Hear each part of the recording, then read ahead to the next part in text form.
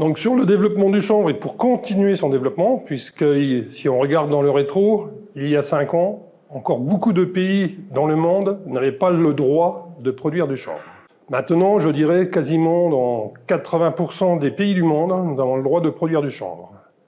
Mais le chanvre, dans ces pays-là, redémarre à zéro. Il y a 50 années, 100 années où ils ne font plus de chanvre.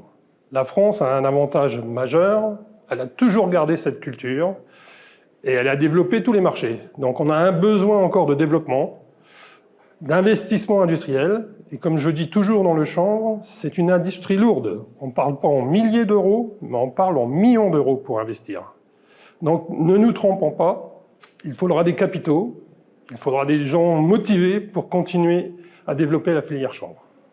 Pour sécuriser l'approvisionnement de nos structures, afin de garantir les débouchés que l'on a créés ces dernières années, la seule solution, c'est d'augmenter nos prix, comme les autres cultures, auprès des producteurs, pour qu'ils s'intéressent à faire la culture. Les enjeux actuels, suite à la forte inflation par rapport aux autres cultures, c'est de déstabiliser notre filière et que nous n'ayons pas assez de producteurs, donc pas assez de production, pour honorer tous les nouveaux marchés qui viennent de se mettre en place, qui sont en phase croissante, et il ne faut surtout pas déstabiliser le monde industriel.